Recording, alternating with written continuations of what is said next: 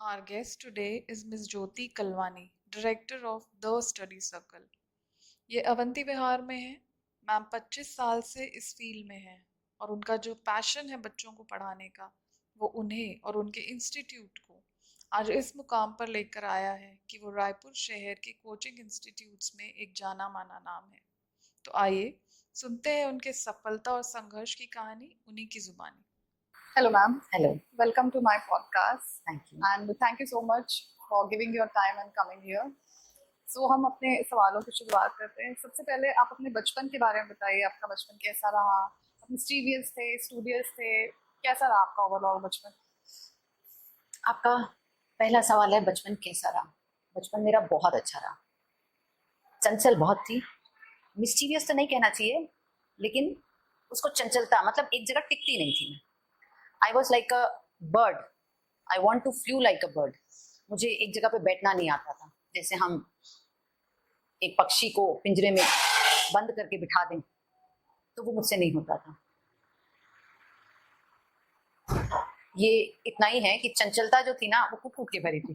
Nice. बच्चों को actually बच्चे वैसे ही हाँ। चंचल जितने होंगे। और ये चंचल होने की वजह से आज मैं अपने बच्चों को भी बोलती हूँ कि चंचलता अपनी बनाए रखो, लेकिन उसके साथ अपने जीवन को कैसे संवारना है वो मैं गाइड करूंगी। हाँ जी, ये तो बहुत अच्छी बात है कि आप बच्चों को बोलते हो कि अपनी चंचलता बनाए रखो, वरना आजकल कई बार शांत रहो, चुप रहो, ऐसे बचपन जो है 55 तक जियो जी। फैक्ट यही है जी। बचपन 55 तक जियो। उसके बाद भी बचपना अपने अंदर से जाने नहीं दो, लेकिन वक्त के हिसाब से आपको सीखना पड़ेगा कि हमें आगे कैसे बढ़ना है, हमारे जीवन में क्या चीजें प्रायर हैं, क्या इंपॉर्टेंट है। एक्चुअली आपके गोल्स की तरफ आपको ध्यान देना पड़ेगा। तो बचपन कभी भी ना जाने दे। अच्छा, आपकी शुरुआत कैसे हुई? आपको कैसे लगा कि आपको टीचर बनना है या आपको टीचिंग में अपना करियर रखना है? बच्चों को पढ़ाने का पैशन आप में कैसे आया? By mistake, my birthday falls on 5th September. Oh, that is very Teachers nice. Day. So that was a coincidence. But अगर शॉर्ट एंड क्रिस्प में बताएं तो जब मैं 11th-12th में भी थी तब मैं स्टूडेंट्स को, अपने फ्रेंड्स को, स्टूडेंट्स इन द सेंस मेरी सिस्टर्स हैं छोटी, उनको उनकी फ्रेंड्स को घर आती थी तो मैं उनको जाने जाने पढ़ाती थी। अच्छा। तो वो कन्वर्जन हो गया। टीचर्स डे पे बर्थडे पड़ रहा है मैडम का तो टीचर ही बन गई वो। सो नाइस कि आपका बर्थडे टीचर्स डे के दिन पड़ रहा है। एंड एज अ टीचर इससे ज्यादा आई डोंट थिंक ब्लेसिंग कोई नहीं हो सकती कि आपका बर्थडे टीचर्स डे के दिन पड़ रहा है। सो जैसे you are a self made women, but जब आप इस क्षेत्र में आई एज कोचिंग इंस्टीट्यूट आपने शुरू किया, तो बीइंग अ वुमेन आपको कोई चैलेंजेस फेस करने पड़े इस क्षेत्र में? हाँ जी। बीइंग अ वुमेन एक बड़ा चैलेंज था कि स्मॉल स्केल से लार्ज स्केल तक पहुंचना। पहले हम मार्केटिंग, पब्लिसिटी उतना हम नहीं कर पाते थे, सपोर्ट नहीं है, खुद आप कैसे करें। तो घर से शुरुआत की, फिर उसको एक सेपरेट जगह पे लाना है, तो वो एक चैलेंज था। चैलेंज ऐसे हुआ कि मैं पढ़ाने के बाद में या पहले या कुछ ऐसे समय निकालती थी, फॉर एग्जाम्पल इवनिंग वॉक पे निकल गई तो पूरे एरिया कॉलोनी को सर्च करती थी कि कहाँ पे कोई जगह खाली मिले तो एटलीस्ट एक 2 BHK जैसी चीज मुझे दिख जाए, मैं उसमें एक प्रॉपर स्टार्ट कर पाऊं। क्योंकि घर में तो चले ठीक है हम कर ही रहे हैं, घर वालों का सपोर्ट था कि कर रही है, लेकिन घर पे फॉर लॉन्ग रन आपकी लाइफ स्किल्स डेवलप नहीं हो पाएंगी। तो मैंने उसके लिए इस तरीके का चैलेंज लिया कि मैं खुद निकलूंगी बाहर तो काम होगा, कोई मुझे घर में लाकर कोई चीज नहीं दे सकता कि मैडम वहां पे है बेटा तुम्हारे लिए हमने वहां पे सर्च किया है। नहीं, बीइंग अ वुमेन तब की बात करूं अगर मैं 25 साल पहले, तो ये बड़ा चैलेंज था। फिर उसके बाद इस जगह पे करते करते जब मैंने अपने आंख से स्टडी सर्कल की नींव डलते देखी तो ये एक मेरा सपना पूरा होते दिख रहा था, तब उसको आगे कैसे ले जाऊं, तो ये भी एक दूसरा चैलेंज मिला जी। और इस फील्ड में अच्छे टीचर्स को ढूंढना, मतलब जैसे आप खुद तो पढ़ाती हैं बट उसमें आपने और भी टीचर्स रखे हुए हैं, तो वो भी आई थिंक एक चैलेंज होगा कि अच्छे टीचर्स आपके पास होने चाहिए ताकि पेरेंट्स उनसे कनेक्ट हो, बच्चे उनसे कनेक्ट हो और आगे बच्चों का प्रोग्रेस हो। हाँ, टीचर्स ढूंढने में भी चैलेंज मुझे नहीं बोल सकते इसके लिए, टीचर्स ऑटोमेटिक कनेक्ट हुए क्योंकि तब ना बहुत ज्यादा ट्यूशंस का नहीं था, मतलब घर में ही कराते थे। लेकिन जब जितना मैं जानती हूँ, जितना मुझे याद है, उस टाइम में जब मैंने स्टार्ट किया था अपने घर से एक किराए का मकान खोज के सर्च करके, मैंने जब वहां पे शिफ्ट हुई तो लोग धीरे धीरे धीरे माउथ पब्लिसिटी करके स्टूडेंट्स आते गए। तब ऑटोमेटिकली लोग मेरे पास कनेक्ट होने के लिए आते थे कि मैम आपके पास वैकेंसी है क्या। तब मैं अकेले कराती थी मैथ साइंस हर क्लास का। ओके। और उसके बाद जब मैं यहाँ आई तो यहाँ आने के पहले जो मेरा नया इंफ्रास्ट्रक्चर द स्टडी सर्कल का है, वहां आने के पहले ही मैं 10 साल तक एक किराए के मकान में मैंने काम किया। तो उसमें सुबह 5 बजे भी बैचेस लगती थी। वो एक बड़ा चैलेंज होता था कि मेरे अंदर एक जुनून आ चुका था कि नहीं, जब मैंने इतना किया है तो अब मुझे सुबह 4 बच्चों के लिए भी अगर पढ़ाने को बैठना पड़ता है तो मैं बैठूंगी। तो मतलब चुपचाप बैठ जाऊं, देखूं, इंतजार करूं, वो तो पॉसिबल ही नहीं था। तो सुबह की बैचेस लेकर सारा, तो उसमें लोगों को मैसेज गया कि मैडम जो है स्कूल जो बच्चे 11 बजे या 9 बजे जाते हैं उनको भी सुबह लेती हैं और अकेली करती हैं। तो पेरेंट्स भी आकर मोटिवेट किए कि ज्योति मैडम आप जो है ना अकेले रहकर भी अगर इतना कर रही है ना, तो आप कहीं ना कहीं से इन बच्चों को गाइड करके ही आगे बढ़ेंगी। तो स्टार्ट मेरा वहीं से हो गया था, वैकेंसी का। फिर जब मैंने नया अपना सेटअप स्टार्ट किया, खुद बनाया जब, तब वहां पे फिर मुझे सारे टीचर्स अपने आप रिज्यूम छोड़ने आते थे। इंटरव्यू करे मैंने उनके, और उसको मैंने इंटरव्यू करना तब सीखी। पहले नीड नहीं होती थी तो मैं नहीं लेती थी उतना, क्योंकि मुझे खुद को कमांड थी। यहाँ पे मैंने अब आज भी इंटरव्यू लेना, टीचर्स को वो करना, कौन से टीचर्स को हायर करूँ। ये सब है। जब बीच में कोविड आया तो बच्चों को पढ़ने में काफी दिक्कत हुई, फिर कोविड चला गया।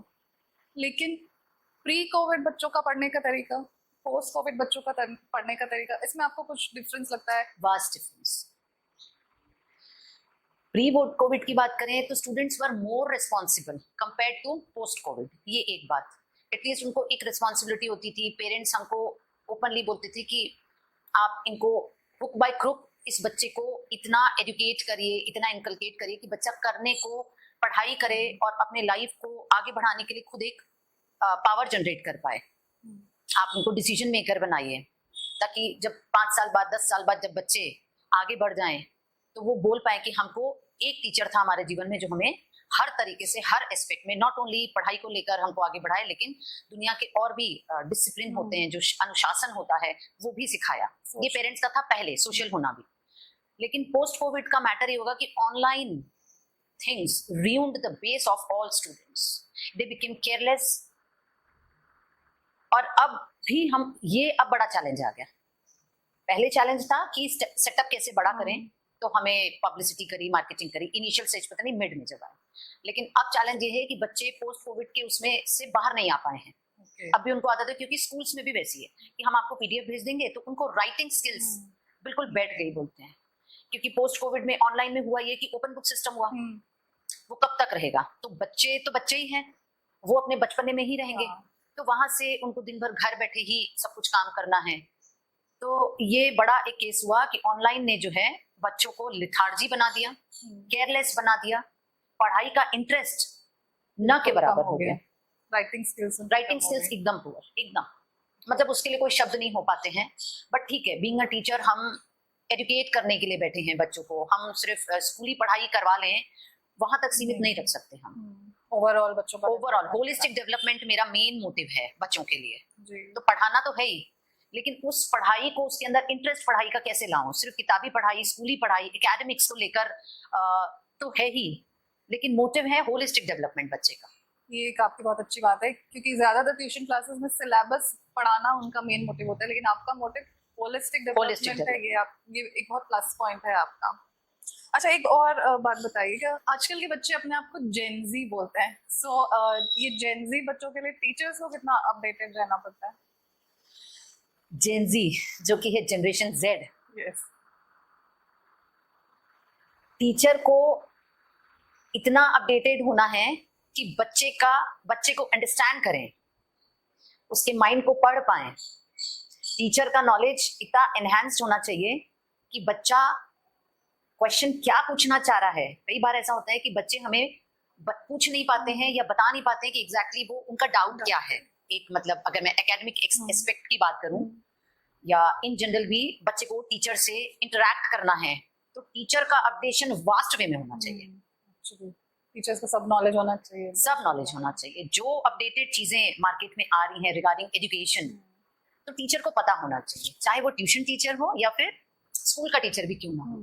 क्योंकि एजुकेशन में हमको न्यू पॉलिसीज भी पता होनी चाहिए, तो हम बच्चे को गाइड कर पाएंगे कि देखो अब ये पॉलिसीज अब आई हैं, तो अब आप इस अकॉर्डिंग पढ़ो, अब आपको इसके बाद अगर ये पॉलिसीज होने वाली हैं, फॉलो होंगी, चाहे वो 5 साल बाद होंगी, लेकिन आप बच्चे से ज्यादा अपडेटेड होंगे, पेरेंट्स से ज्यादा अपडेटेड होंगे, तो पेरेंट्स का एक कॉन्फिडेंस, एक ट्रस्ट बनता है कि इनके पास तो इतना नॉलेज है, तो मेरा बच्चा तो इन्हीं को सौंपना चाहिए और इनके साथ लगातार इंटरेक्शन करते रहे, बेटर वे में गाइड कर पाए। बेटर वे में गाइड करने के लिए। एक्चुअली आजकल बच्चे पढ़ाई को थोड़ा कम इम्पोर्टेंस दे रहे हैं, कुछ बच्चे एज अगर हम ओवरऑल देखें तो बच्चों में ये फीलिंग कब से होनी चाहिए कि पढ़ाई भी एक इम्पोर्टेंट पार्ट है, पढ़ाई करना जरूरी है? कब से देना है ये? हाँ, मतलब कब उनमें ये चीजें डालनी चाहिए, किस एज में या किस क्लास में बच्चों को ये पता होना चाहिए कि पढ़ाई आगे जाकर हमारे लिए यूजफुल है? पहला स्टेप ये है कि बच्चा जब अपने घर के अलावा जब स्टेप आउट करता है, पहला स्टेप, क्योंकि पहला गुरु तो माता पिता परिवार है। अब बच्चा जब प्ले जोन में जा रहा है, प्ले ग्रुप स्कूल में जा रहा है, नर्सरी में जा रहा है, तो वहां से एक ट्रेनिंग स्टार्ट हो जाती है कि टीचर वहां से उसको इस तरीके से एजुकेट करना, उसकी लर्निंग स्किल्स को डेवलप वहां से शुरू होती है। अब वो बड़ा होते होते होते जब वो मिडिल सेकेंडरी स्टेज तक पहुंचे, तब उसको उस बीच में, ये एक बहुत लंबा पीरियड है, इस बीच में बच्चे को वो गैप समझ में आ जाना चाहिए कि मैं इस जगह पे इन टीचर से इस एज में ही अपनी लाइफ को लेकर स्किल्स क्या होनी चाहिए, डेवलपमेंट कैसा होना चाहिए, मुझे अपना लाइफ कैसे बेहतर बनाना है, वो बचपन से ही उनको थोड़ी स्टेप वाइज, ट्रेंड भले अच्छा शब्द ना भी हो, लेकिन समाज में क्या तुम अपने आप को किस तरीके से बेहतर परफॉर्म कर सकते हो, तो ये पढ़ाई ही उसको दुनिया की हर चीज देगी। Education is the biggest weapon. अगर हम एजुकेशन, सिर्फ स्कूल की एजुकेशन के बारे में बात करूं तो वो तो है ही, लेकिन उसके अलावा जैसे मैंने बोला होलिस्टिक डेवलपमेंट, तो टीचर का भी काम है, क्योंकि माता पिता टीचर को एक गुरु बनाकर बच्चों को दे रहे हैं, तो टीचर का भी पूरा कर्तव्य बनता है, परम कर्तव्य है कि मैं इन बच्चों को इस तरीके का गाइडेंस दूं, और पढ़ाने का कि लैंग्वेज पढ़ाना है, नंबर गेम पढ़ाना है या लॉजिकल थिंकिंग, तो वो एज लेवल वाइज टीचर का काम है कि उसको गाइड करता चले। एक और इम्पोर्टेंट क्वेश्चन है कि जब हम छोटे थे तो घरों में हमको तो ऑब्वियसली डांट तो पड़ती ही थी, बट कभी कभी पिटाई भी पड़ जाती थी। और आजकल ये हो गया है कि पेरेंट्स बच्चों को बिल्कुल मारना, डांटना, इसमें बिलीव नहीं करते हैं, तो इसके बारे में आप क्या सोचते हो? देखिए, ये एक तो ना जनरेशन गैप है ही, जनरेशन गैप तो पहले भी हुआ करता था। मतलब हमको जब माता पिता पढ़ाते थे, तो हम अपने बारे में बात करें, तब वो कैसा शिक्षा प्राप्त किए अपने पेरेंट्स से, हमें उस तरीके से वो हमें एजुकेट करते थे। हमें उनने सीखा पिटाई करना, तो पिटाई करके हमको करवाते थे। मतलब वो डिपेंड करता कि बच्चा किस उसमें है, कि उसको पिटाई करने वाला बच्चा है, कि उसको सिर्फ बोल देने से, समझा देने से बच्चा मेरा आगे बढ़ता है। अब भी यही चीज है कि पेरेंट्स को चाहते तो हैं बच्चा आगे बढ़े, लेकिन वो पैम्पर ज्यादा करते हैं। खुद पैम्पर करेंगे तो वो डेफिनेटली बच्चे के दिमाग में वो एक चीज फिट हो जाती है कि मेरे माता पिता ने मुझे आज तक डांटा नहीं है, तो टीचर ने मुझे एक प्यार वाला थप्पड़ भी कैसे मारा। कायदे से मारना, पिटाई करना, प्यार से भी थप्पड़ मारना कोई सोल्यूशन नहीं है किसी भी चीज का। उसके लिए हम टीचर्स को अपनी स्किल्स को डेवलप करना ज्यादा इंपॉर्टेंट है। अगर बीइंग एजुकेटर की बात करूं, तो टीचर्स का कर्तव्य पेरेंट्स से ज्यादा हो गया है। जनरेशन गैप को हम नहीं मिटा सकते हैं, लेकिन हम, क्योंकि बच्चे के लिए, बच्चा मेरे लिए एक शिष्य है, तो सिर्फ शिष्य समझ कर ही अगर हम उसको पढ़ाते हैं, मेरा स्टूडेंट है ये समझ के पढ़ाते हैं, तो कुछ भला खास नहीं हो सकता। जब उसके अंदर डीप लर्निंग इनकलकेट करनी है मुझे, तो मुझे उस अकॉर्डिंग अपने आप को अपडेट भी रखना पड़ेगा। पिटाई करनी है तो उसको पिटाई का दूसरा सोल्यूशन निकालिए। पिटाई तो पेरेंट्स को भी नहीं करनी चाहिए, हमें भी नहीं करनी चाहिए, लेकिन वक्त वक्त की बात है कि कुछ बच्चे फ्री हैं, ठीक है, कभी ऐसे प्यार से वो कर दिया तो बच्चे ज्यादा दिल पे नहीं लेते हैं, लेकिन पिटाई लिटरली नहीं करनी चाहिए, ये मैं भी मानती हूँ। इस बात को सोल्यूशन नहीं है ये कोई। टीचर को अपनी स्किल्स को डेवलप करना बहुत जरूरी है। गुरुजी, हमको नाम गुरुजी क्यों दिया गया, ये दर्जा क्यों दिया गया है? टीचर्स के जनरली कोई फेवरेट स्टूडेंट नहीं होते हैं या नहीं होने चाहिए, बट ऐसे होता है कई बार कि कोई बैच ही हमें पसंद हो जाता है, या कोई बच्चा है जो इतना अच्छा है कि उसे पसंद किए इतना रह नहीं सकते। तो आपके साथ कभी ऐसा हुआ? बच्चे भी फेवरेट थे और बैच भी फेवरेट थे। अच्छा। वो बच्चे मेरे फेवरेट जब मैंने जैसा बोलती थी कि तुम्हें 10 बजे आना है, रात को 10 बजे छोड़ूंगी मैं तुम्हें। अच्छा, 10 मुझे मेरा सब्जेक्ट तुम्हें करके देना होगा, अगर तुम्हें लाइफ में आगे कुछ करना है और इसी सब्जेक्ट का लक्ष्य बना के चल रहे हो तुम। ओके। मेरा कोर सब्जेक्ट है मैथमेटिक्स, तो मैथमेटिक्स के साथ साइंस भी लेती थी मैं जी। वो भी सब्जेक्ट में कमांड है। हाँ। तो बच्चों वो बैच था मेरा 2009 से 10 का। अच्छा। 9-10 सेशन, हाँ, 2009 to 10 9 सेशन था मेरा। उसमें मैं बच्चों को बुला लेती थी 10 बजे। मुझे अपना काम अगर जिम करना है तो मैं बीच में ब्रेक लेके चली जाती थी। तब कैमरा सिक्योरिटी नहीं ऐसा कुछ था। नहीं था। 2009 की बात करूं, वो मेरा रेंटेड जहाँ पे अपार्टमेंट मैंने लिया था, बंगलो लिया था, वहां पे बच्चों ने डर के मारे आते थे और पेरेंट्स ने बहुत सपोर्ट की जी। आज उसी बैच के बच्चों की शादी में जब जाती हूँ, चाहे वो गर्ल चाइल्ड हो चाहे बॉय चाइल्ड हो, वो दोनों अपने स्पाउस से मुझे जरूर इंट्रोड्यूस कराते हैं, या पेरेंट्स बहुत फक्र से।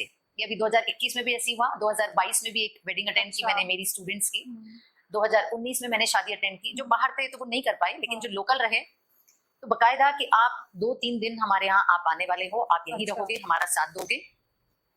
और स्पाउस से मिलवाया, पेरेंट्स ने बड़े गर्व से इंट्रोड्यूस कराया कि ये इनकी बचपन की टीचर है। तो वो एक बहुत ही प्राउड मोमेंट रहता होगा ना। मतलब ये प्राउड मोमेंट इसलिए भी है कि एकदम आंख में आंसू आ जाते हैं उनके शब्द सुनकर कि वो अपने रिलेटिव से जब इंट्रोड्यूस कराते हैं। हाँ। कि ये है ना इनकी बचपन की टीचर है, बचपन से इनको पढ़ाया है, इन्हें 10 तक के पढ़ाया है, 12 तक के पढ़ाया है। तो स्कूली शिक्षा का जो महत्व है ना, मैं उसको लेकर समाज में एक और नया कुछ चेंज लाने के उसमें लगी हुई हूँ। सो स्वीट, मतलब बच्चे इस तरह से अप्रिशिएट करें तो बहुत अच्छा, मतलब मन भर आता है, हाँ। कहते हैं ना। हाँ। और आपके करियर में ऐसा कोई अनुभव जब आपका एक्चुअली में मन भर आया हो, या कोई चीज आपके दिल को छू गई हो? जब स्टडी सर्कल की नींव डलते देखी मैंने, जब ईंट से ईंट जुड़ते देखी मैंने, तो 2015 से 2016 के बीच में हर रोज एक राउंड मारने जाती थी कि सुबह से लेकर रात शाम तक के, तो शाम को क्लासेस के बीच में थोड़ा आधे घंटे का गैप होता था, मैं जाती थी, कुछ स्टूडेंट्स को भी ले जाती थी कि देखो हम नेक्स्ट ईयर से यहाँ शिफ्ट होने वाले हैं। तो वो एक साल जो था ना, मतलब एक पैल्पिटेशन भी होती थी कि इतना बड़ा इंफ्राज बन रहा है। कुछ पेरेंट्स को जब मैंने इनॉग्रेशन में भी बुलाया था जो मेरे टच में थे, तो ऑलमोस्ट मतलब सभी के इनविटेशन गया था, लेकिन जितने आप आए तो मुझे बोले कि ज्योति मैम आपका सपना पूरा हुआ। मैंने कहा ये सपना एक था और अभी सपने और आगे अभी तो रेलगाड़ी शुरू हुई है। हाँ। ये एक चीज और आजकल बहुत प्रोमिनेंट है, काउंसलिंग वर्ड, चाहे वो चाइल्ड काउंसलिंग हो या पेरेंट काउंसलिंग हो, तो ये आजकल बच्चों के लिए या पेरेंट्स के लिए कितना जरूरी है? काउंसलिंग दोनों की इसलिए जरूरी हो गई है कि वो गैप्स को ओवरकम करना है। पेरेंट्स बच्चों को कितना समझ पाते हैं, आप जब बच्चे को सोशल स्टेप आउट करते हैं, सोशली जब बच्चे को बाहर भेजते हैं, तो पेरेंट्स वो चीज कन्वे नहीं कर पाते हैं। बच्चा बाहर चला गया तो बच्चा रिजर्व है बोलकर आपने छोड़ दिया, लेकिन उसको दुनिया कैसी है, तुमको पूरे समाज में कैसे रहना है, ये चीज की ट्रेनिंग पेरेंट्स नहीं दे पाते हैं। हाँ। उनके बीच का जो गैप है, फिर से जनरेशन गैप, वो समझने के लिए, वो गैप कम करने के लिए दोनों की काउंसलिंग जरूरी होती है। क्योंकि अब है पेरेंट्स, दोनों पेरेंट्स वर्किंग हैं, तो बच्चे का माइंड हो गया है फ्री कि अब जो है पेरेंट्स दोनों मेरे फ्री वो हैं, वर्किंग हैं, अब हमें जाना है बाहर टीचर के पास, तो बच्चा टीचर के अलावा और अपने दोस्तों, कुछ दोस्त बनाएगा, कुछ दोस्त नहीं भी हैं तो अपनी टीम बनेगी उसकी, उसके अलावा भी लोगों से, बच्चों से मिलेगा वो। तो ये हमारा ह्यूमन एयर है क्या, कि हम बुरी चीजों को पहले एक्सेप्ट करते हैं, इनकलकेट करते हैं अपने दिमाग में, अच्छी चीजें तो दिमाग में आती ही नहीं है। तब जाकर फिर हमें लगता है कि ये बच्चे का प्रॉब्लम क्या है, तो हम समझे। अब फिर पेरेंट्स से बात करके उनसे बात करेंगे कि यार इसकी काउंसलिंग बच्चे की जरूरत है, और फिर हम आगे प्रोसीड ऑन करते हैं। तो बच्चों को समझाने के लिए पहले पेरेंट का खुद का समझना उस चीज को जरूरी हो। माता पिता, पेरेंट्स और बच्चे के बीच में कितना फ्रेंडली बिहेवियर है, ओवर नहीं होना चाहिए। हाँ। जैसे अगर मैं बच्चे के साथ फ्रेंडली बिहेवियर मेरा है तो ओवर नहीं करूंगी कि बच्चा अपनी वैल्यूज, मॉरलिटी भूल जाए। हाँ। इस बात का खास ध्यान रखना पड़ता है। आपके पास जैसे जो बच्चे ट्यूशन में आते हैं कोचिंग सेंटर में, तो कुछ बच्चे पढ़ने में अच्छे हैं, कुछ बच्चे पढ़ने में एवरेज होंगे, तो इनका बैलेंस आप कैसे बनाते हैं? मतलब पढ़ाना तो सबको एक ही क्लास में पड़ता है, मतलब एक ही टाइमिंग में, तो वो बैलेंस कैसे रहता है? फर्स्ट स्टेप होता है कि उनके लिए एक थोड़ा सा 2 फन वर्ड्स बोल दिए स्टार्ट करना। तो जो डल बच्चा है वो भी थोड़ा मुस्कुराएगा। पहले तो बच्चों के चेहरे पे मुस्कुराहट चाहिए। जो डल बच्चा होगा, एवरेज बच्चा होगा, जिसका इंटरेस्ट नहीं है अगर हम बात करें, तो उसका, क्योंकि हम काउंसलिंग पहले कर लेते हैं ना, कि बच्चे के बारे में हम पेरेंट्स से पहले पूछ लिए, हम अपने बारे में बात कर रहे हैं, तो उस कंडीशन में हम पहले कुछ 2 ऐसे चीज बोलें कि बच्चे को फील आए कि हाँ अब मजा आएगा पढ़ने में। फिर आपने स्टार्ट किया तो सारे बच्चों को एक साथ लेके चलना बहुत जरूरी है, क्योंकि हम बहुत छोटे छोटे ग्रुप्स में, मतलब 10-12 स्टूडेंट्स का भी अगर ग्रुप है तो वो छोटे ग्रुप में ही काउंट होता है, max to max 15, max to max. तो इस छोटे ग्रुप में भी अगर हमें 12 स्टूडेंट्स हमने लेकर एक साथ चलना है, तो हमें अगर कुछ पॉइंट पता है तो हमने वैसा फोकस किया, और अगर नहीं पता है तो टीचर का कर्तव्य यही होता है कि आप एकदम से क्लास में एंटर करके and come on students open your books and start कर दिया लिखना। इससे बच्चे के दिमाग में सिर्फ एक ही चीज बैठती है कि अब बस हमको पढ़ना है, उसका दिमाग चल रहा है नहीं चल रहा है, इंटरेस्ट है नहीं है, बस वो क्लास खत्म हो जाएगी, खत्म। तो उसका बैलेंस बनाने के लिए हमको रिपीटेटिव क्वेश्चंस पूछने इंपॉर्टेंट होते हैं, कि अगर हमने 2 लाइन लिखी मैथमेटिक्स के लिए, हमने कुछ उसके टॉपिक को लेकर अगर हमने समझाया, पहले तो आप टॉपिक लिखिए, आप चेक करिए टर्न करके, कि टर्न करके और एक एक के वहां पे एक राउंड मार के आइए। मतलब एक तो बैठ के नहीं पढ़ाना होता है, अगर आपने बैठ के पढ़ाया तो आपकी डिग्निटी वहीं खत्म, आपकी वैल्यू वहीं फिनिश, क्योंकि आप बच्चे के लेवल में आ गए, वो हमें समझना पड़ता है। अब आप खड़े हैं, डेफिनेटली स्टूडेंट बच्चे के दिमाग में आपके लिए एक रिस्पेक्ट पॉइंट ऑफ व्यू से वो बैठेगा।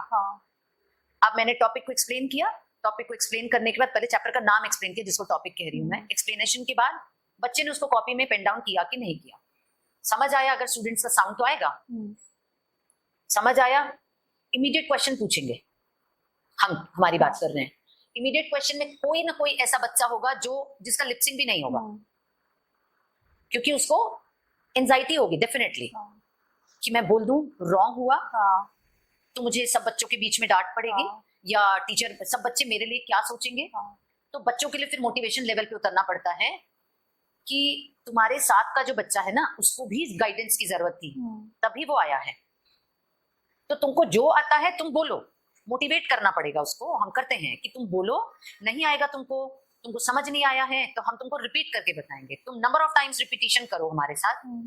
तो जब 10 बार रिपीट करेंगे तो एक बार आपके दिमाग में बैठेगा ही बैठेगा। तो क्वेश्चंस को रिपीटेटिव पूछते रहो। आपने अगर एक सवाल भी समझाया, कोई फॉर्मूला उसके साथ भी समझाया, आप उसके पीछे question, got it, concept clear हुआ, नहीं हुआ तो पूछो। तो जरूरी नहीं कि सारे बच्चे पूछें, जिसको इंटरेस्ट नहीं होगा वो नहीं पूछेगा। अब आपको साथ में लेके चलना है, उस बच्चे की भी जिम्मेदारी आपने ली है। तो उससे एनीवेज फ्रेंडली होकर उसके दिमाग का डर 1 क्लास 2 क्लास 3 क्लास 10 क्लास के अंदर में वो डर डेफिनेटली निकालती हूँ, डेफिनेटली। यानी आप उसके बाद छोड़ नहीं देती हूँ। आप अपने हर एक बच्चे से कनेक्ट होकर उनको पढ़ाते हैं। 1-to-1 कनेक्शन क्लास के अंदर तो होता ही है। जिन बच्चों को रेगुलर बेसिस पे मेरा इंटरेक्शन, मेरी क्लास नहीं मिल पाती है, वो टीचर्स जो है ना उनको बता देते हैं कि क्लासेस ओवर हुई, घर जाने के पहले मैम को अपनी ये चीजें दिखा दो, तुमने आज क्या किया। वो वहां पे सिर्फ एक बार आपका पेजेस टर्न करके गो थ्रू करेंगी, आपको गाइड करेंगी। तो उससे बच्चे के दिमाग में एक बैठ जाता है सेटिंग कि हाँ ये वाली चीज तो अब यहाँ पे भी चेक हो रही है, तो क्या गलतियां हैं इसको अभी करेक्ट करो। बच्चे क्या करते हैं, हम घर जाके करेक्ट करेंगे। तो वो जो बैलेंसिंग का पार्ट है ना, students have to correct then and there when teacher is asking you to correct your mistakes। तो वो जब आपको 4 बार वो चीज की हैबिट बच्चे के अंदर आ गई, 5वीं बार आपको दिमाग खर्च करने की जरूरत नहीं है। उसको ये बात सेट हो जाता है कि नहीं, मैम ने मुझे क्या सिखाया था, मुझे ये वाली चीज को ठीक से करना है, मुझे क्वेश्चन रीड करना है ठीक से। तो वो 1-to-1 कनेक्शन क्लास के अंदर ही करती हूँ मैं। ये बहुत जरूरी है एक टीचर और एक बच्चे के लिए। As an adorable mentor, as a lovable teacher, आप अपने स्टूडेंट्स जो अभी थोड़े मिड में हैं, यानी 7th 8th 9th 10th और उससे अब 3 में जा रहे हैं, उनको आप क्या मैसेज देना चाहोगे?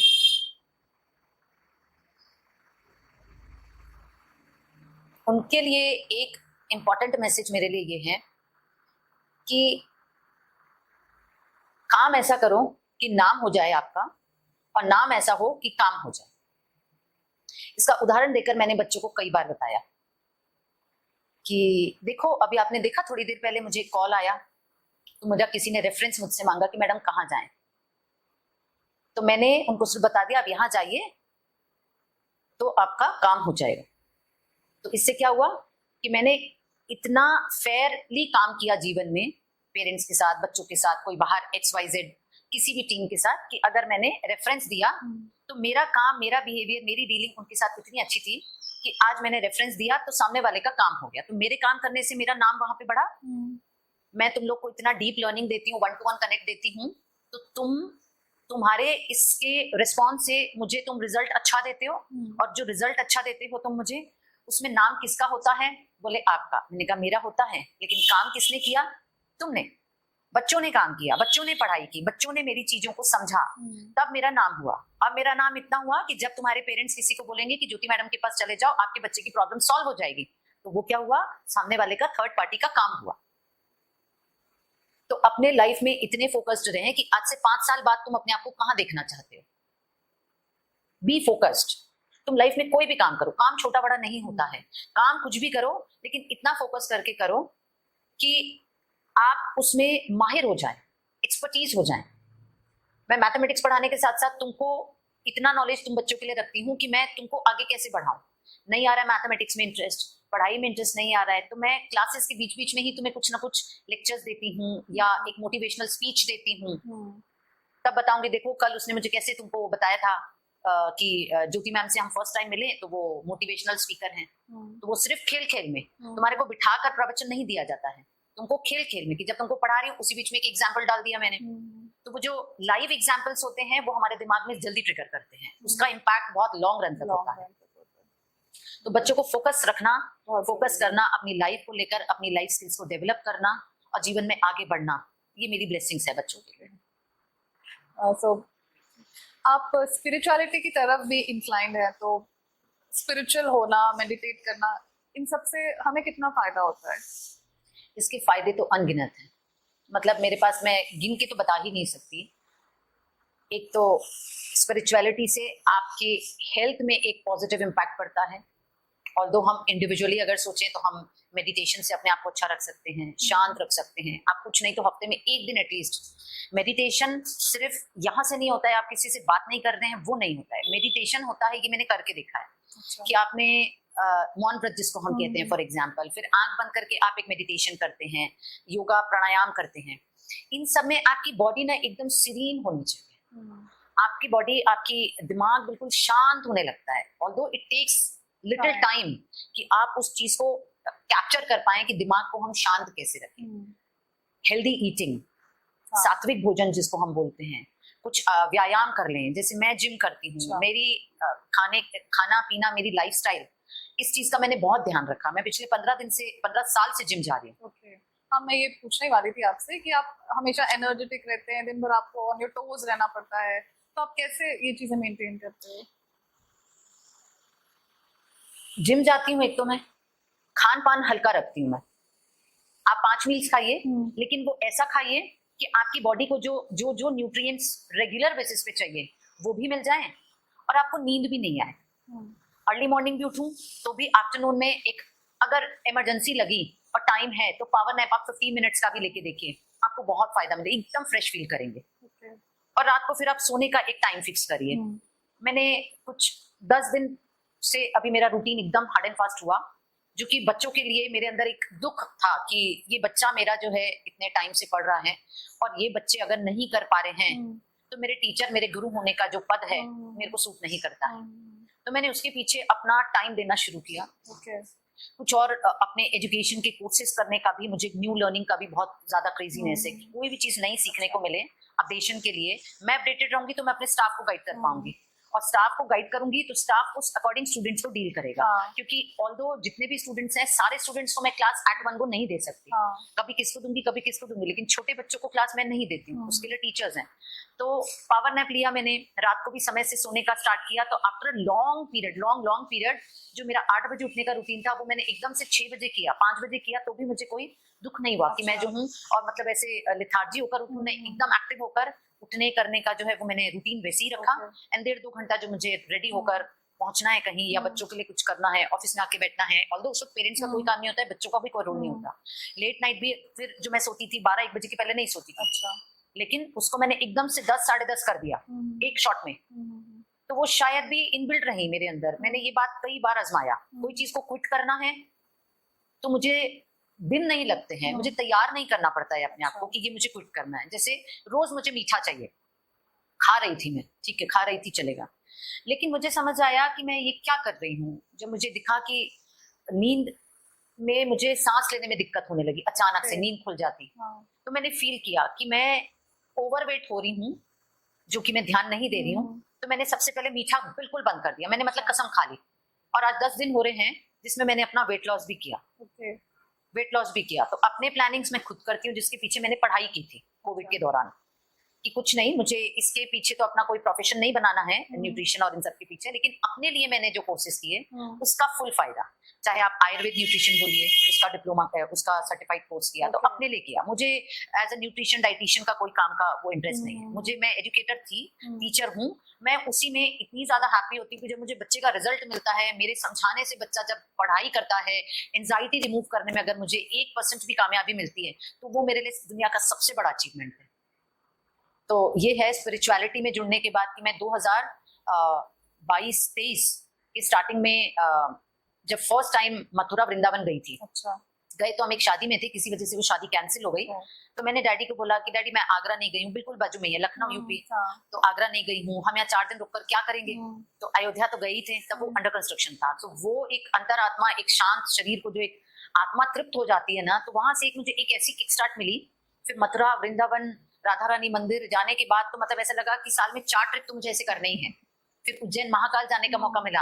अमृतसर कभी जन्म में नहीं गई थी। अच्छा। इतने जीवन काल में अमृतसर मैं नहीं गई थी, गोल्डन टेम्पल। एंटायर लोग जो मेरे उसमें है फैमिली सब गए। अच्छा। तो वो जाने पर मुझे एक और स्पिरिचुअलिटी का किक मिला। ऑल्दो बचपन से गुरुद्वारा जाती आई हूँ मैं, लेकिन अगर सिर्फ स्पिरिचुअलिटी की बात करें तो वो बचपन से जाती आई हूँ। मम्मी ने हमें वो चीजों की ट्रेनिंग दी, मुझे और दीदी को, हम दोनों बड़े थे घर में। अच्छा। तो हमारे पीछे फिर जो और बहनें हैं वो तो अपने आप ही सीखेंगी। फिर इंटरेस्ट मेरा ज्यादा डेवलप होता गया। गुरुमुखी जो पंजाबी बोलते हैं ना, गुरुमुखी बोलते हैं, पंजाबी वाणी जो होती है, भाषा जो होती है, वो हमें मम्मी ने सिखाई, वो भी हमें पढ़ने आती है। तो हम गुरुद्वारा जाते थे, सेवा करते थे। फिर टाइम पीरियड आया कि हम जब वो अपना काम संभालना है, अपनी लाइफ आगे बढ़ानी है, तो फिर वो एक ब्रेक पॉइंट हुआ। अब जब यहाँ तक पहुंचने के बाद फिर भी एक बार मौका मिला, तो अब बस फिर वो एक वो जुनून है कि नहीं, स्पिरिचुअलिटी की तरफ भी आप रहेंगे। अब वो टाइम है कि आपको अपनी लाइफ को बैलेंस करना है। तो आप अपनी लाइफ को जी रहे हैं, लेकिन थोड़ा हमें धार्मिक उसमें भी, आप हिंदू सनातन धर्म के हिसाब से अगर आपको चीजें आप फॉलो करते हैं, आप जीते हैं, तो ये आपको ना एक बहुत, ये सबसे बड़ी एनर्जी है। आज अगर किसी दिन किसी XYZ रीजन से मैं मंदिर नहीं जा पाती हूँ तो मुझे एक मन में खटकता है, लेकिन समझा लेती हूँ कि ठीक है, बिजी थी, नहीं जा पाई ना, कोई बात नहीं, जब दिन आएगा तो उस दिन तो जाओगे ही जाओगे। तो ये तो एक बहुत पॉजिटिव एनर्जी देने वाली चीज है। आप एकदम फिट हैं, इसीलिए हिट भी हैं। Oh thank you. और आपकी फैमिली ने हमेशा आपको सपोर्ट किया ही होगा? हमेशा हमेशा, मतलब उनका सपोर्ट नहीं होता तो मैं नहीं समझती कि मैं इस लेवल तक पहुंच पाती, क्योंकि फैमिली सपोर्ट में देखिए सबसे मेजर रोल होता है माता पिता या हमारी भाभी आई। तो पढ़ाई जितनी करना चाह रही थी, भाभी ने मोटिवेट किया, पेरेंट्स को बोला कि करना चाहती है करने दो, कोचिंग बाहर करना चाहती है करने दो उसको, जितना कर सकती है वो करने दो। अब ये काम तक तो ठीक था, लेकिन आपका खाना पीना, क्योंकि आप दिन भर काम कर रहे हैं, बाहर जा रहे हैं, तो आप बिना खाए पिए कैसे सरवाइव करेंगे। आज तो हम इतने समझ गए हैं कि हम सिर्फ 2 वक्त का खाना खाएं, वो भी बैलेंस्ड मील लें, तो हमें उतनी समझ है। लेकिन जब मेरी ग्रोइंग एज थी, अपने काम में इतनी व्यस्त, 12-12 घंटे 10-10 घंटे बच्चों के साथ बैठी हूँ, तो वो खाना पीना, समय से घर से पहुंचाना, वक्त पे चाय, पहले तो चाय से शुरुआत होती थी कि शाम की चाय ज्योति को चाहिए। तो याद मेरे स्टूडेंट्स ने मुझे सपोर्ट किया। अच्छा। कि ब्रेक होता था, कोई बच्चों का बैच चल रहा है और एक कोई आए हैं, तो उनको बोलती थी कि जाना बेटा वहां तक जाओ, घर तो एकदम नियरेस्ट था ना, तो स्टडी सर्कल जहाँ अभी है वहाँ घर था मेरा। अच्छा। और just across the road tuition आते थे बच्चे। अच्छा। तो वो बच्चों को बोलती थी कि वो बच्चों ने मुझे इस बात का सपोर्ट किया, पेरेंट्स ने भी सपोर्ट किया, बोलते थे अरे हमको बोल दो ना, हम भेजते हैं तुम्हारे लिए चाय। मैंने कहा नहीं। फिर धीरे से मेड रखी कि वो शाम को चाय बना के पिलाए। लेकिन घर का सपोर्ट मुझे सच में बहुत मिला। आज भी वो समय समय पे पूछते रहते हैं कि खाना खाई हो कि नहीं खाई हो, तुम भेज दें, ये खाओगी वो खाओगी। तब मैं बोलती नहीं यार, मेरे को ना खाने के लिए मेरा जीवन नहीं है, मेरे जीवन के लिए जो खाना अर्जित कर पाती हूँ वो दैट्स इट। तो एक हमारा इमोशनल बैकबोन होती है फैमिली, तो जरूरी है। Thank you so much, ma'am, for generously and honestly answering the questions. And ये जो हमारा conversation है, ये जरूर आगे teachers को, parents को, students को motivate करेगा, और इस conversation से वो जरूर कुछ ना कुछ लेकर ही जाएंगे। Definitely. ये मेरे लाइफ का पहला लाइव शूट है, मेरे लाइफ का पहला, जिसके लिए मैं पहले कभी फेस करने से थोड़ा सा डरती थी, लेकिन ये मुझे एक बहुत बड़ा मोटिवेशन दे रहा है कि मेरे द्वारा कुछ पेरेंट्स, कुछ बच्चों को, जिनको भी कुछ चीज़ें सीखने को मिले, और किसी को मुझसे मिलना है, किसी को कनेक्ट होना है, डेफिनेटली मैं हमेशा उनके साथ रहूँगी। बच्चों का फ्यूचर ब्राइट एंड सक्सेसफुल बनाना है तो उनको स्टडी सर्कल में ज़रूर आने बोलूँगी मैं कि एक बार मिलिए, काउंसलिंग कराइए, बच्चे किस स्तर पे हैं, उनको किस लेवल पे लेके जाना है, उसके लिए जो बेस्ट हम दे सकते हैं हम करेंगे।